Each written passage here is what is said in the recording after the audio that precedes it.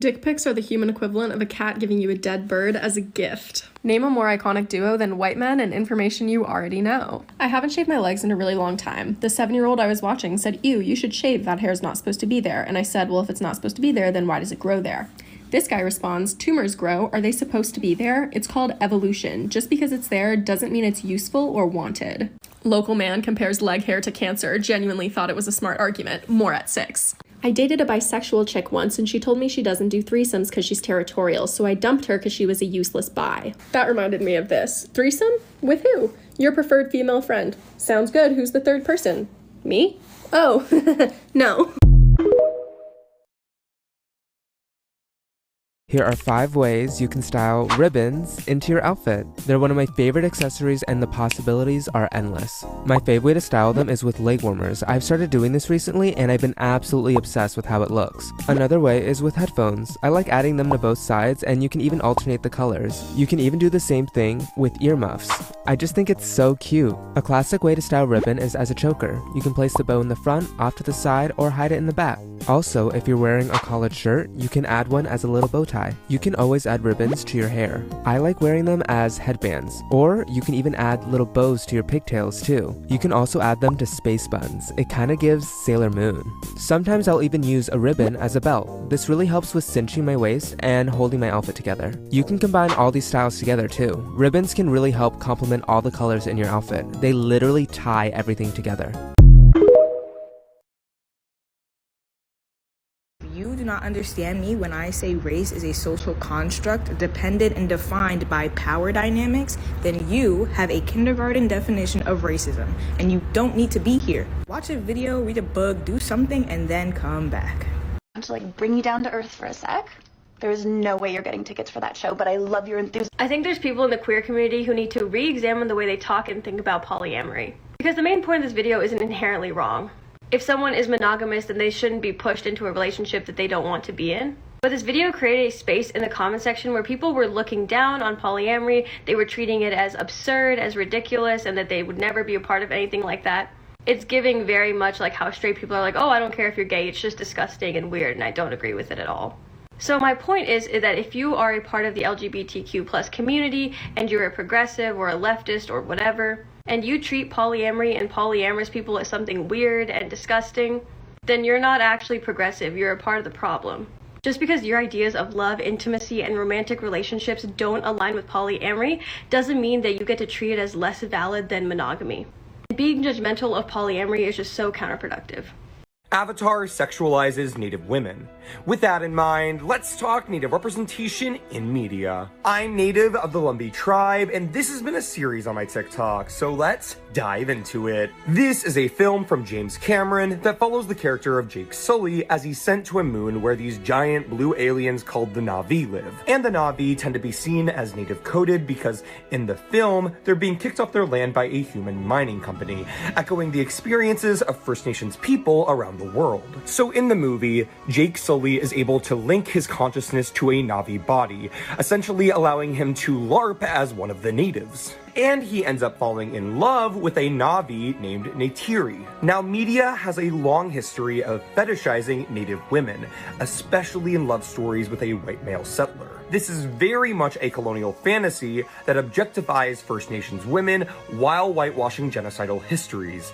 And Avatar continues this fetishization through Neytiri. First off, I do want to mention that Neytiri doesn't necessarily fall into every problematic trope sexualizing Native women. She is strong-willed, intelligent, and has her own agency. Instead of being a damsel in distress, when she meets Jake Sully, she's the one saving him. But simultaneously, the film does sexualize her, seen immediately in how little clothing she's wearing, especially around her chest. Designing Neytiri in this way and only covering her up with a necklace for much of the movie serves to preserve Avatar's PG-13 rating while making her more visually attractive for the male gaze, especially for white, straight, cisgender men. And I know she's a giant blue alien cat person, but trust me, there are people out there who find her attractive. Just ask WatchMojo.com. Do you find this blue feline featured giant alien sexy? No worries, it's cool. She's portrayed by Zoe Saldana after all. On top of this, the rigid gender roles of the Na'vi tribe further objectifies Neytiri, and this is seen in a conversation between Neytiri and Jake about halfway into the film. You may choose a woman. We have many fine women.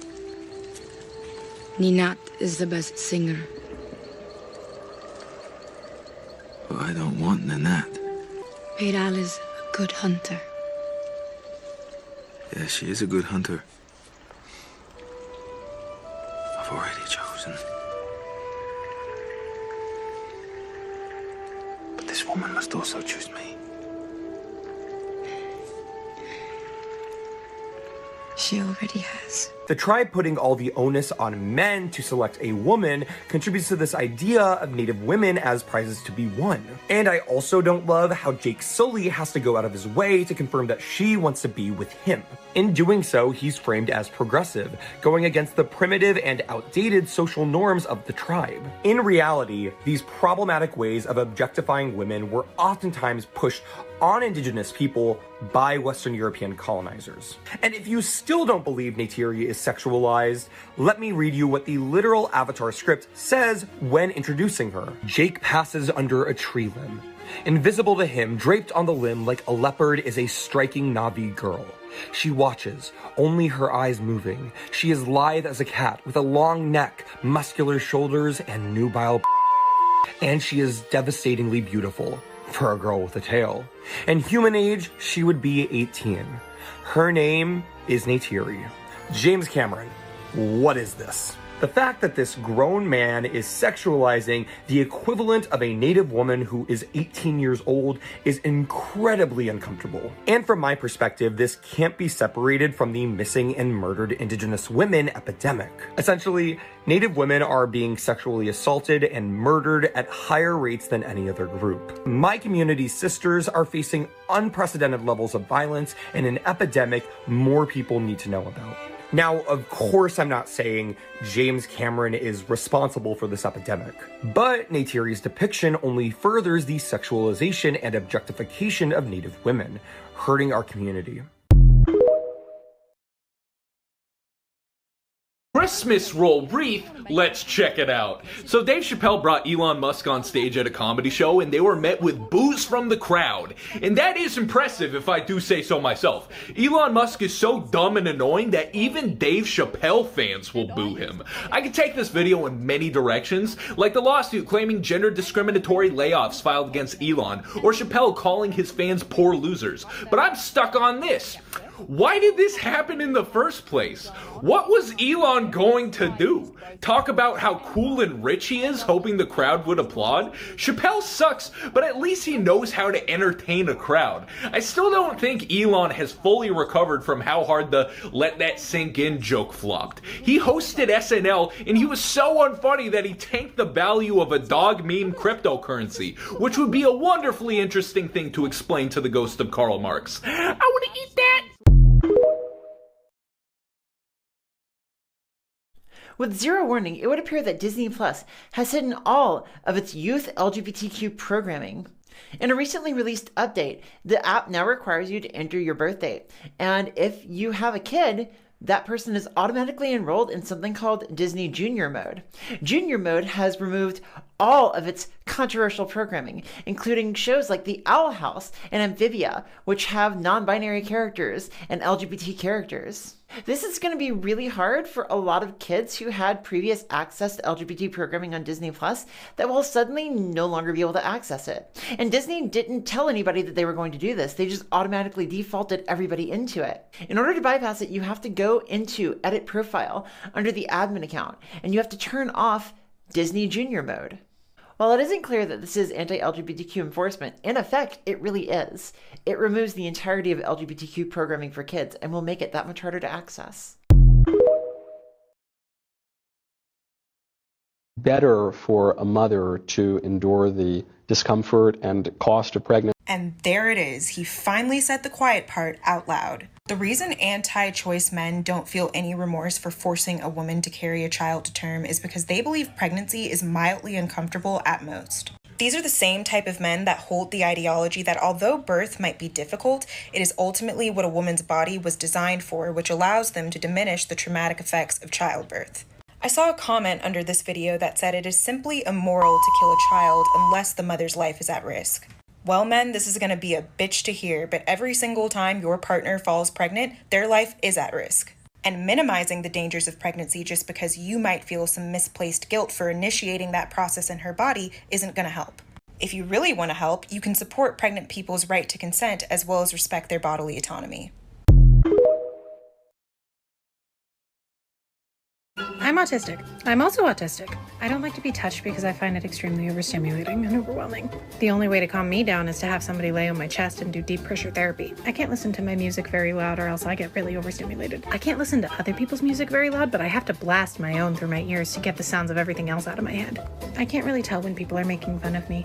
I've learned when people are making fun of me, so now I'm hypervigilant and aware of it. People have told me that I don't express my emotions very well. I'm a crybaby. I cry at everything. I'm asexual. I don't really have an interest in sex. I'm actually extremely hypersexual. It's a form of sensory seeking for me. I'm extremely naive and get manipulated a lot. I can tell when somebody's a bad person, but it's usually because they match specific patterns that I've learned from other bad people in the past. We don't really have a lot in common, but we're both still autistic, which means we do share one thing in common: an exhaustion from holistic's obsession with small talk, and a hatred for the movie Rain Man.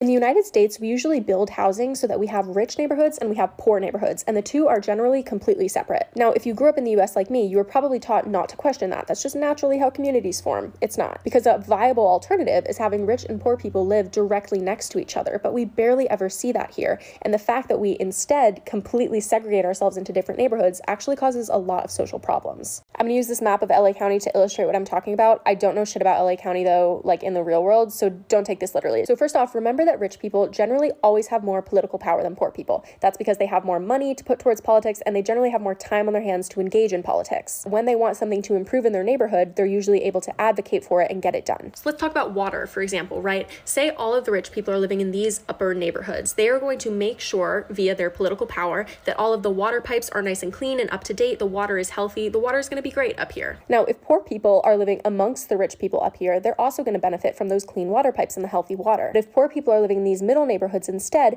there's not going to be anyone from these neighborhoods that has the adequate time and money to advocate for improving the water pipes. And what we're probably going to see over time is that these water pipes are kept up well and these water pipes are kind of left to rot. And specifically, only poor people are negatively affected by that. Same goes for things like grocery stores, right? Rich people are going to make sure that there's an adequate number of grocery stores in their neighborhoods. If poor people are living amongst the rich people, they're also going to have grocery stores. But instead, what we see in the United States, since we're so segregated, is that rich people have adequate access to grocery stores, and then poor people are often living in what we call food deserts, where there simply aren't enough grocery stores because they can't benefit from the perks of the rich people living in those rich neighborhoods and making sure that they're kept up well. These are some very basic examples. There's a lot of other issues with this type of social segregation, and I'm going to talk a lot more in depth about them on my new YouTube page. You can find the link to that in my bio. But what you need to know for now is just that this neighborhood segregation is not normal, it's not natural. We're taught not to think about it, but we really should, for the good of society, start to change this up a bit.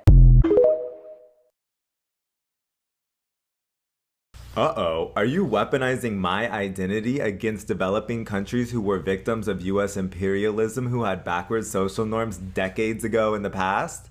I made this video to help you out. Today, the majority of Cubans support LGBT rights, as we saw 66% of them vote in favor of marriage equality, adoption equality, and many other things in their new family code that are too progressive for even the US.